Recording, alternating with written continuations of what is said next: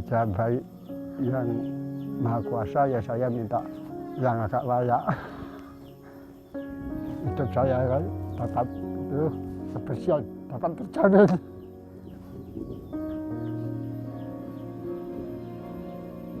Dan ibadahnya dapat tenang, tak sana sini. Kalau apalagi alhamdulillah ada sumur sini.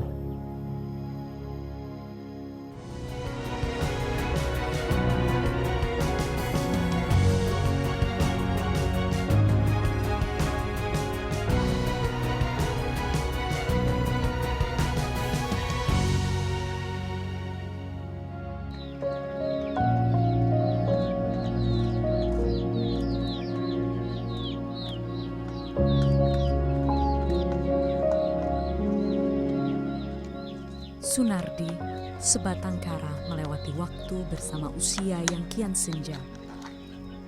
Terlahir pada 1944, kini Sunardi berusia 77 tahun.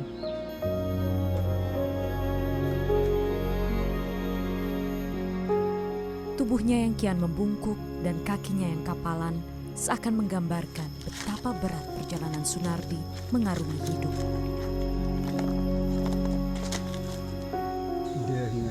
Nanti ada terduka dunia ini kan binasa, kan kembali ke asalnya menghadap Tuhan yang esa.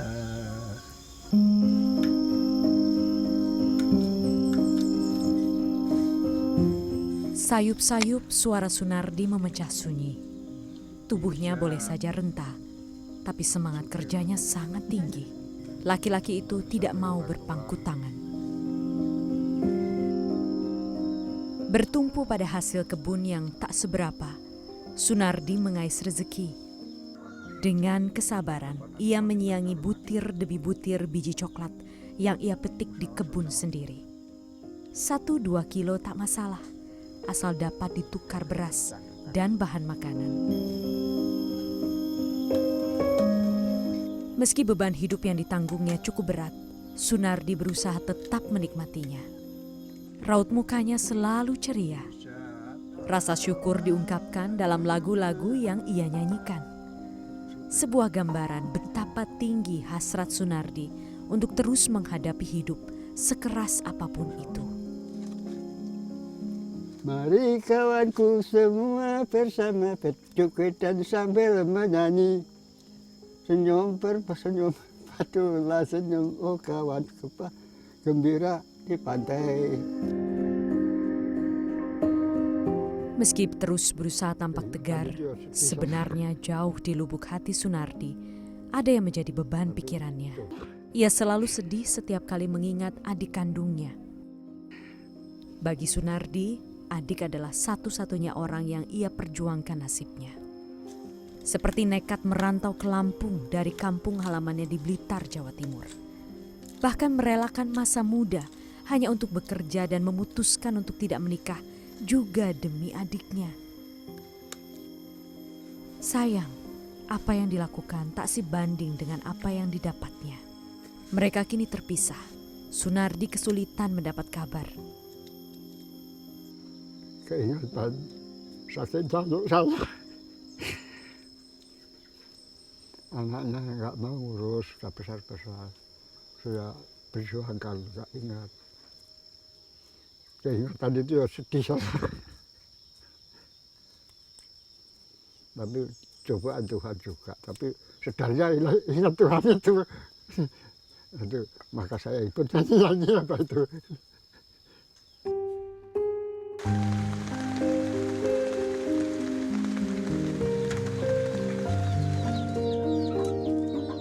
Sunardi tak pernah peduli akan keadaannya. Hidupnya tak terurus. Ia tinggal di dalam rumah ukuran 5x7 meter yang nyaris roboh karena lapuk. Namun harapan tentang keluarga dan adik kandungnya tak pernah pudar. Sunardi masih menyimpan cita-cita membawa adiknya untuk tinggal bersama di rumah yang lebih layak. Lingkungan sekitar Sunardi sebenarnya tahu betul kondisi laki-laki itu. Ada saja yang mengirim bantuan, entah berupa makanan atau keperluan lainnya. Meskipun tak seberapa, bagi Sunardi bantuan itu lebih dari cukup untuk melanjutkan hidup, setidaknya hari ini.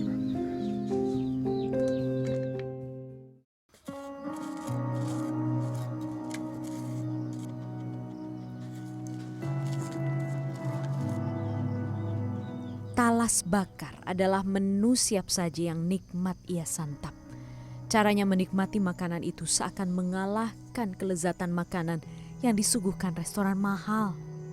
Padahal Sunardi menikmatinya dengan 20 ekor ayam yang dipeliharanya di dalam rumah.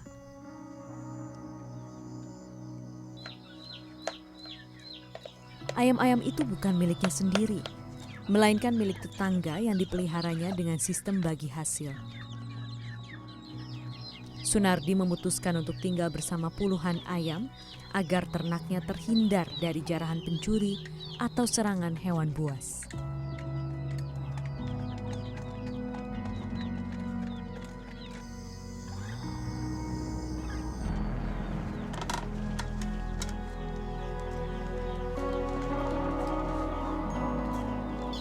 Harapan setelah nanti rumahnya jadi apa, Mbak? Ya, insya Allah ya, supaya itu pikiran saya sukses, ya mestinya bisa tuh supaya Sultan tulis saya ibadah dan bagaimana ya kewajiban orang Islam lah, dapat saatnya hari baik ya dapat sedekah kan gitu, dapat menghormati pahlawan kita dan orang tua, silaturahmi. Sangat sederhana sekali yang diinginkan oleh Mbak Sunardi ini. Ketika rumahnya jadi, Mbak Sunardi hanya ingin bisa beribadah dengan tenang di rumah yang bersih ya, Mbak ya. Ya, Kemudian bisa bersilaturahmi dengan keluarga di rumah ini dan bisa bersedekah, tidak hanya diberi sedekah, ya, tapi Mbak Sunardi juga ingin bersedekah dengan rezeki yang dimiliki ya, Mbak.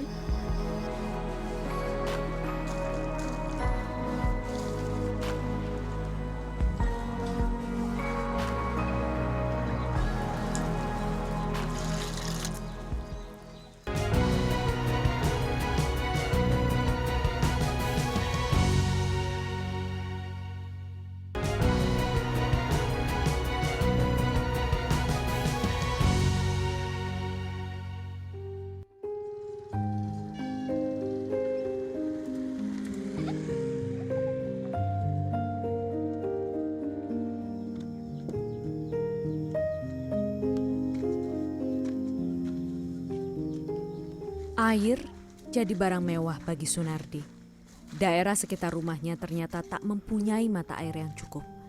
Demi seember kecil air, Sunardi harus meminta dari tetangga yang berjarak sekitar 200 meter.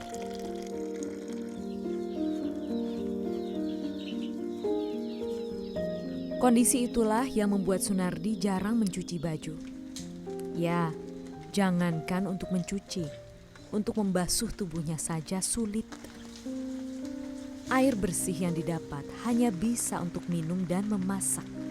Sisanya ia mengandalkan air hujan yang ditadah dalam kolam sederhana. Pagi itu, raut wajah Sunardi tampak cerah. Ia bersiap berangkat ke bidan untuk berobat. Selama ini Sunardi kerap mengeluhkan punggungnya yang nyeri dan lututnya yang ngilu setiap kali berjalan. Tim berbuat baik memutuskan untuk mengantarnya.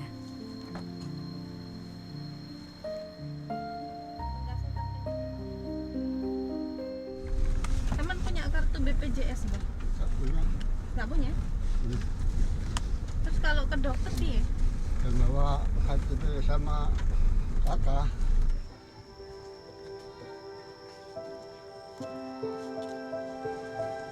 Nggak apa-apa, ngadep sana.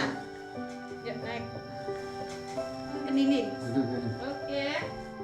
100 47 ya Mbah, menangis 47 ya. Menurut bidan, di punggung Sunardi yang bungkuk terlihat garis hitam. Diduga inilah yang menyebabkan rasa nyeri. Bidan tak bisa berbuat banyak. Ia hanya memberikan pemeriksaan seoptimal mungkin sesuai kemampuannya. Sakit apa Mbah sekarang yang dirasain? Sakit pinggang. Sakit pinggang udah berapa lama? Ya sudah agak lama lah. Udah lama. Ini kok agak sesek? Kenapa? Kenapa sih? Yuk sini yuk, duduk sini yuk. Lututnya juga sakit? Ya. Kuat nggak? Karena tekanan darah Sunardi cukup tinggi, bidan memberi obat penurun tekanan darah dan vitamin penambah kalsium untuk mengobati nyeri lutut. Kalau yang lainnya atau Tahu kondisi Sunardi yang tak mampu, bidan membebaskan biaya pengobatan. ya. Raut muka Sunardi langsung berubah haru. Tanda betapa bersyukurnya ia menerima kebaikan itu.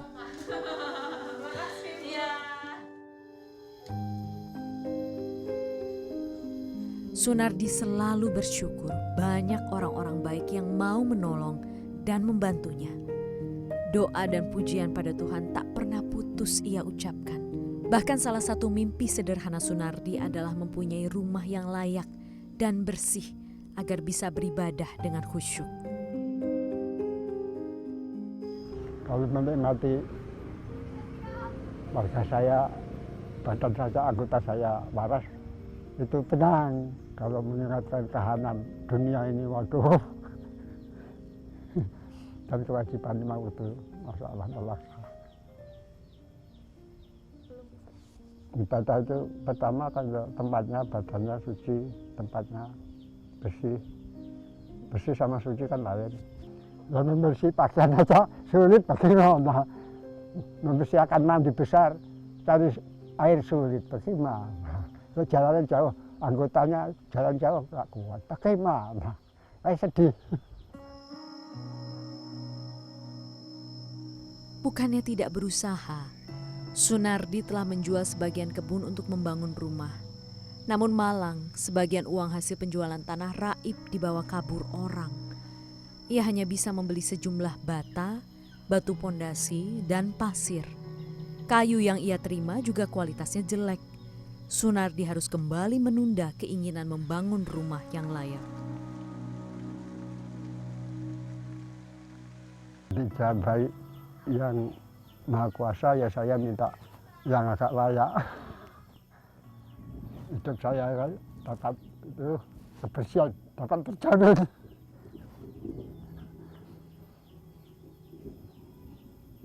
Dan ibadahnya dapat tenang, tak sama sini. Ya. Kalau apalagi alhamdulillah ada sumur sini, ya Mbak. Nyuci kan enak, mandi besar apa, mandi setengah malam, bertobat.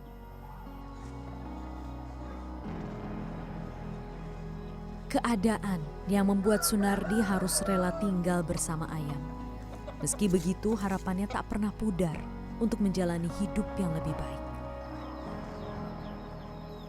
Ya, kalau sudah di rumahnya agak pantas ya, ya keluarga ya bagaimana semestinya.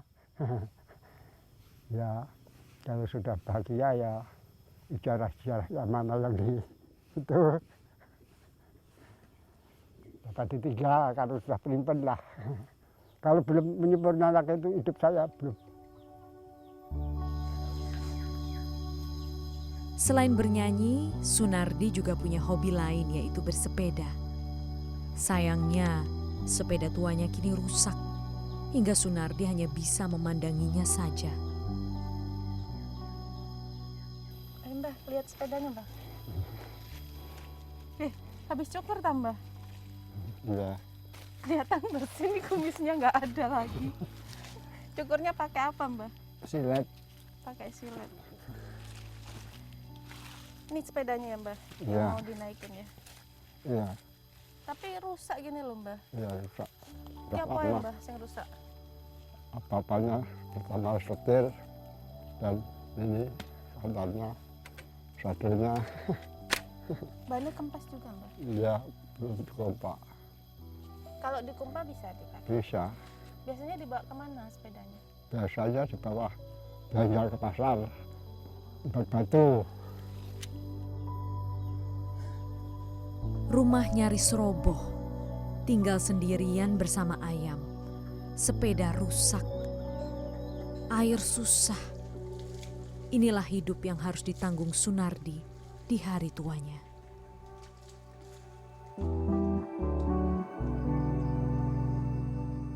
Ya kalau pagi-pagi itu nasi belum ada kan, makanannya ada sama ngopi kan sudah hilang.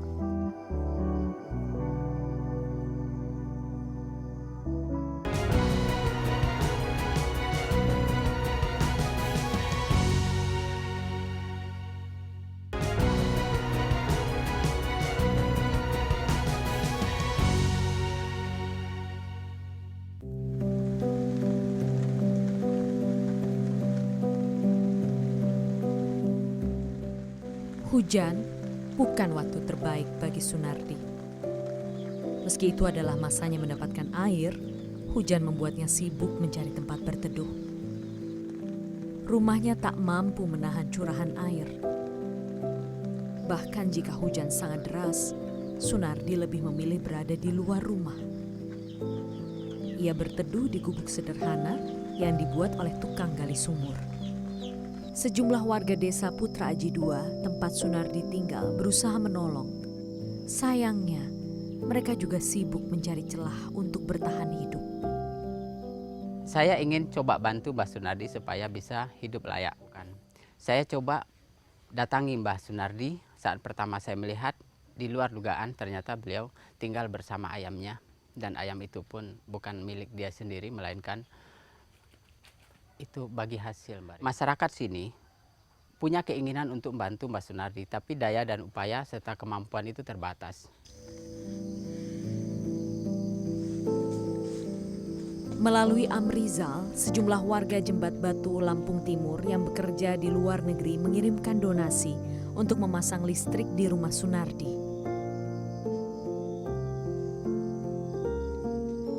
Tak hanya itu, melalui donasi sejumlah relawan, Amrizal membangun sumur untuk Sunardi. Meski hingga kedalaman 15 meter, air belum juga mengalir. Tahu tak selamanya bantuan datang, Sunardi berusaha mencari cara untuk menyambung hidup. Ia memutuskan menanam sayuran dan talas yang bisa dimanfaatkan dalam keadaan darurat. Oke. Senang makan talas, Mbak? Ya senang kalau nggak ada makan lainnya. Ini perlindungan kalau musim lain. Kalau musim lain ini aja enak semua. Musim apa? Musim panas panjang, nanti petik nggak ada makanan lain. Sunardi memang tak pernah meminta, namun bisakah kita membiarkan seorang tua hidup menderita? Sedikit saja perbuatan baik kita menjadi berkah tak berkesudahan bagi mereka.